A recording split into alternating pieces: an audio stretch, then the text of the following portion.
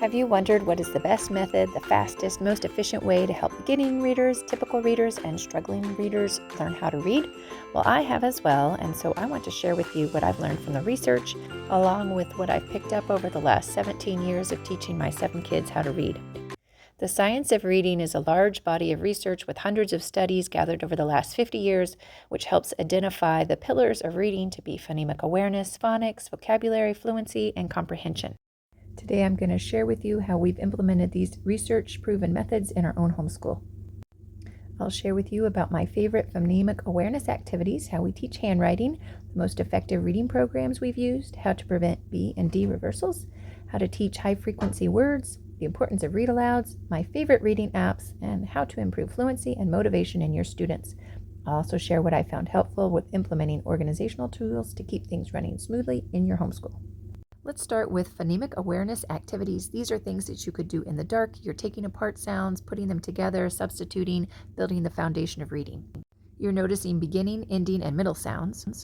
I've made a separate video with more in-depth information, but just in short, David Kilpatrick 1-minute exercises are oral only, and they're excellent. There's also a free resource at this website, sightwords.com. There's 110 phonemic awareness activities there. And a more expensive program, but an excellent program, is Heggerty. However, my favorite option is linking the printed letters to the phonemic awareness activities of deleting and substituting and manipulating sounds. Research has shown that this is an even faster way to get to reading. You can find all the materials you need for this free at Switch It on the Reading Simplified website. I'm particularly excited to share this because it taught my just-turned 4-year-old who had no letter sound knowledge how to read in 3 short weeks with just manipulating the sounds. Say est at sh to the beginning. Good. Say shall without sh. Say third without th. Say share. So you've got ache. Let's put a f at the beginning. Fake. Good. Now let's put a at the beginning of ache. You got it. Make. All right. How about let's put a t at the beginning of ache. Take. Plain. Don't say n. Play. Perfect. Play. Say clash. Clash. Don't say ol. Clash. Cash. Mat. Jump. Bat. Loft. Nice. Good job. Okay, we're going to change loft to lost.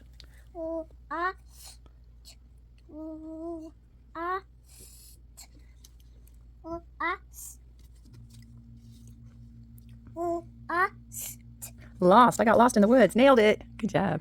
Okay, we're going to change lost to cost. It cost a lot of money.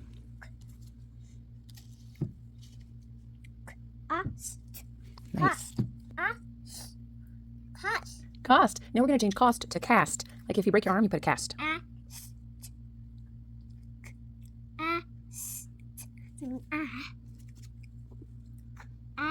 Sticky letters.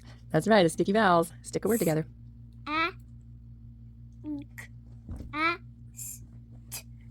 Cast. Very good. Oh, it's like he cast his fishing pole. That's right.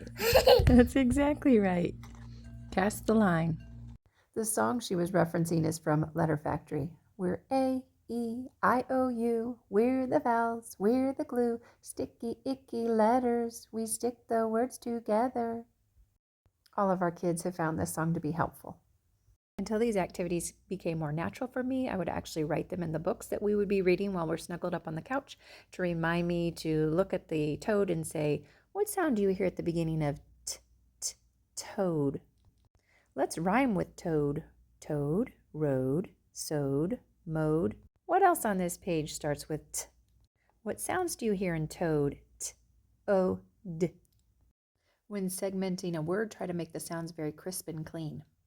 You don't want to add a schwa sound at the end, the sound, so you don't want to say mat is m-a-t, because when you try to put that together, that doesn't say m-at. Play with the sounds as you walk. Look at the k. Putting a longer pause between the segments makes it even more difficult. What is tree without t? I love you so, ch. Can you guess what I'm holding behind my back? It's y, r, n. Playing with sounds with phonemic awareness transfers directly to reading. EA can say A in steak, E in head, or E in meat. An emerging reader might read this word, heed. Oh, head. They plug in one sound and then another to fit the context. During my reading lesson with the kids, I usually do a few minutes of the phonemic awareness activities or switch it, and then I move on to word work. Word work integrates spelling and handwriting and helps the kids to orthographically map words so that they can become more efficient, fluent readers. You have the child say the sounds as they write them and erase them, ch, a, n, and multisyllable words you say the chunks and then blend together. To scaffold reading the multisyllable word fantastic, reveal only fan and then fantas and then fantastic. This integrated activity of reading, writing, spelling, and saying the sounds is incredibly powerful. I have a more comprehensive video on this that I'll link below. After we do a few minutes of the word work, which includes the dictating and writing of the words, along with possibly sorting the words according to their spelling, then we move on to a guided reading time. Two activities that I learned from the Reading Simplified Academy are using a notched index card and using my pencil to tap words that were misread. The index card helps the kids to work on blending as you reveal the letters. It helps to eliminate guessing and to draw attention to letters at the end that were missed.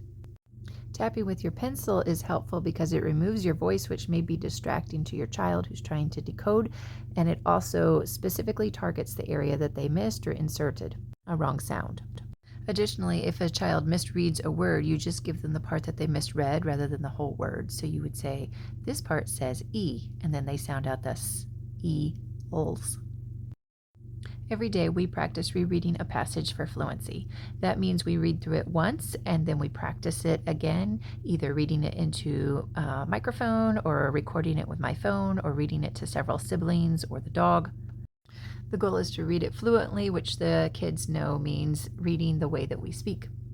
We sometimes record how long it took to read the passage initially and then what our time is after we've reread it several times, and then we graph these on a chart, and that can be incredibly motivating for the child.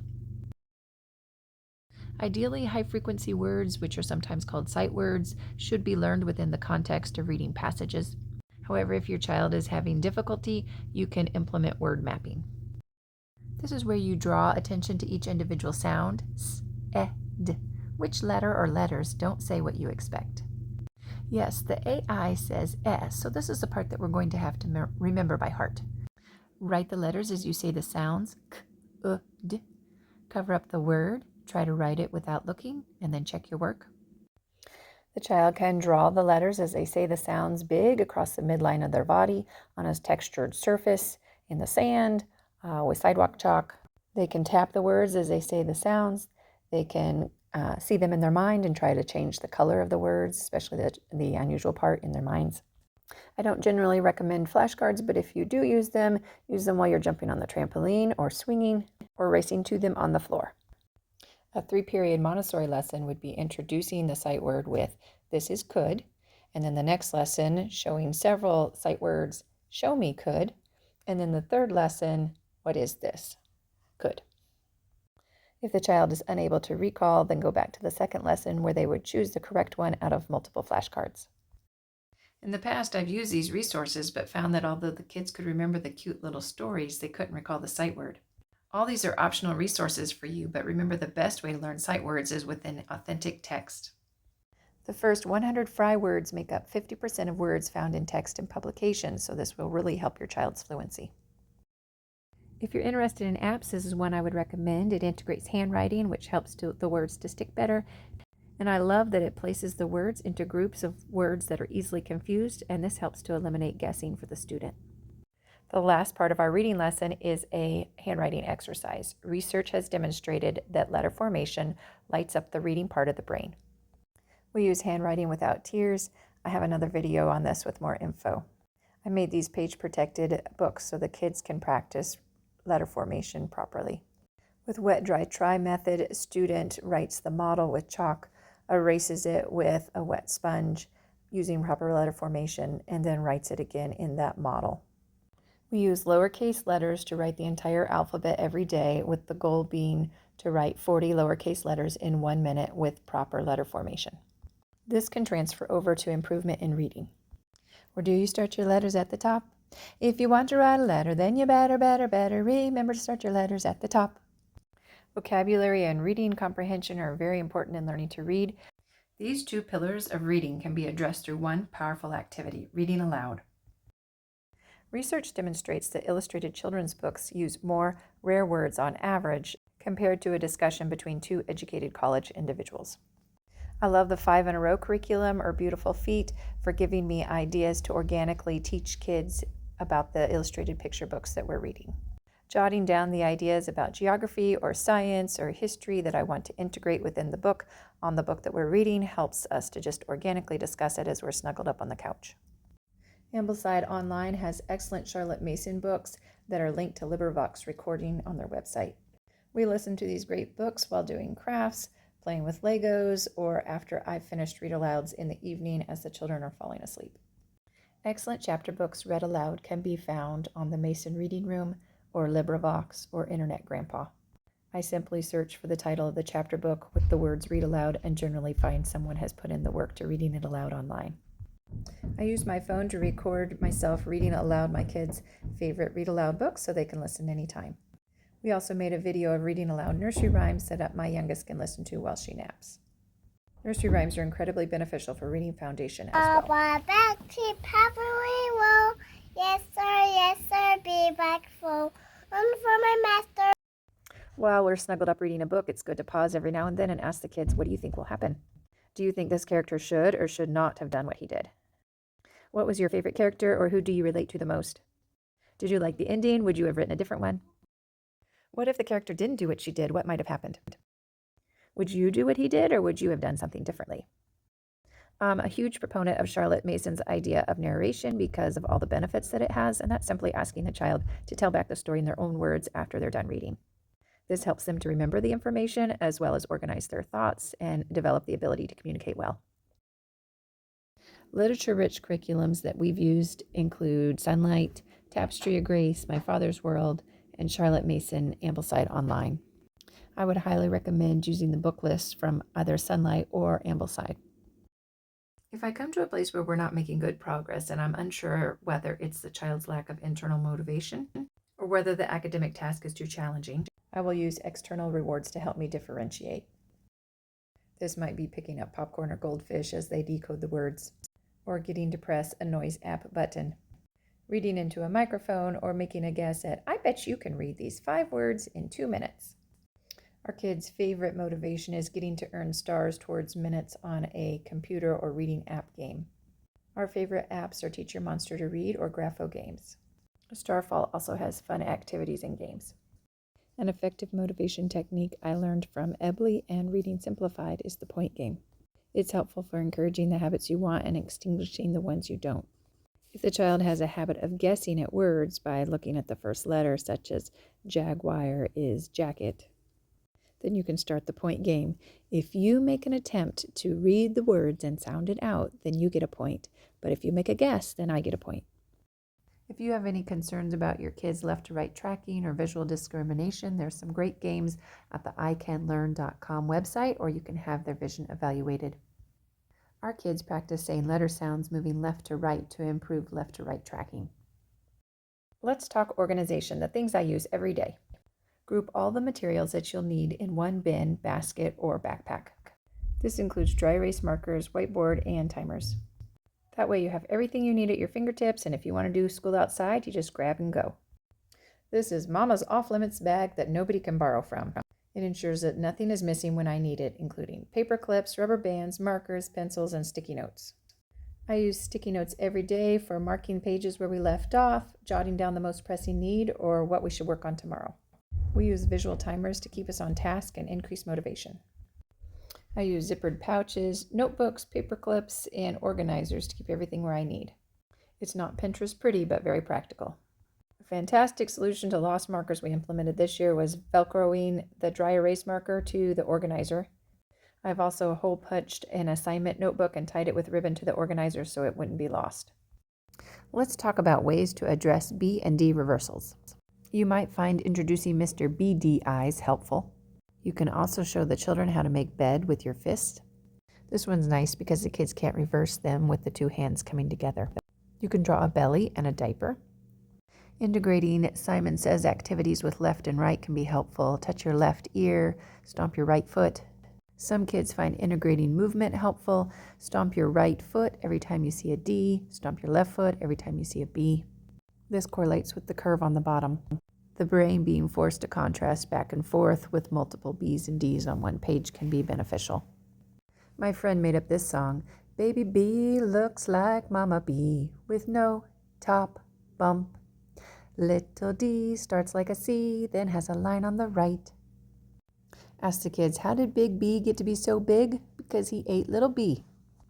Correlate with writing. First you draw the bat, then you draw the ball. Bat, ball at the bottom. Doorknob, door, down. If you're right hand dominant, point at the words with your right hand and use your left hand as your B hand. First you draw the doorknob, then you open the door. You can also draw attention to the way your mouth looks when it says B. It makes a line, and that's the first thing you draw when you're drawing a B. When you say D, your mouth is more open, similar to how you draw the curve first and then the line with a D. The thing I'm most excited to share with you is my favorite reading method.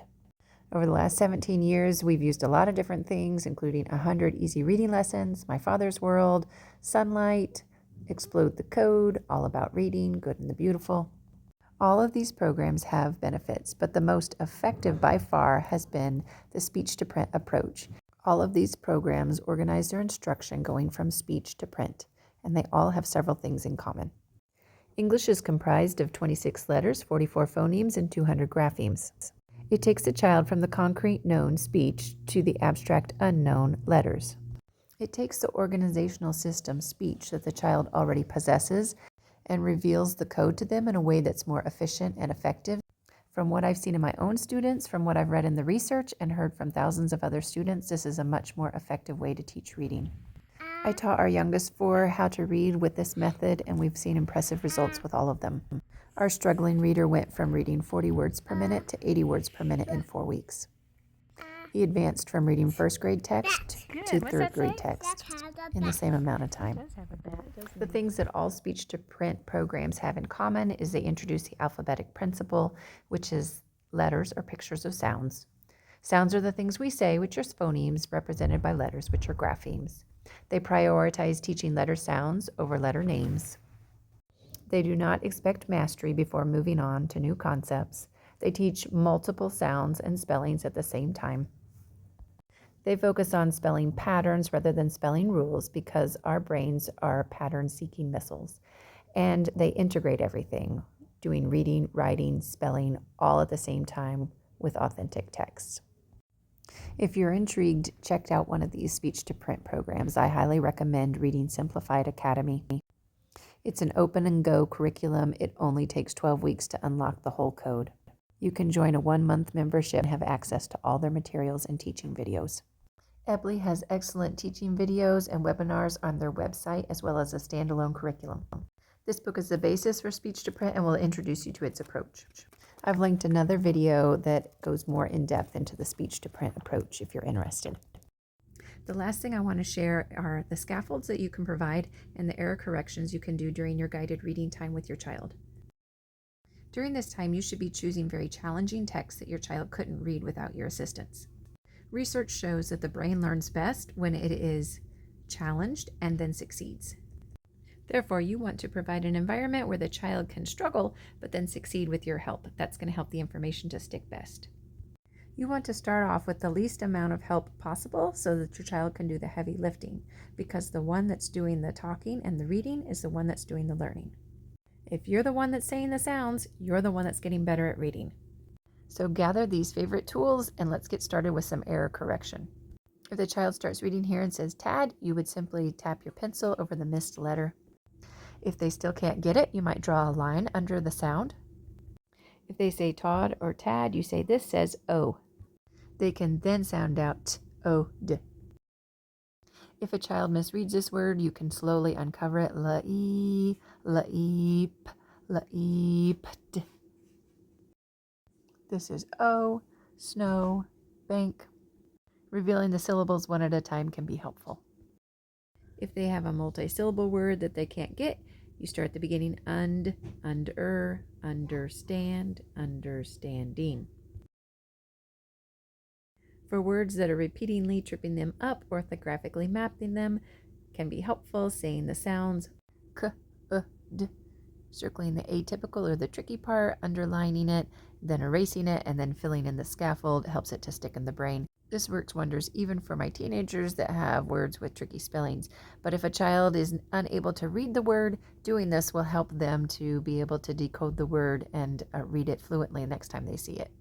Hopefully in this video and others that I've posted, you will find something that makes learning to read with your child easier. May you find much joy as you go on this adventure of learning to read with your child together.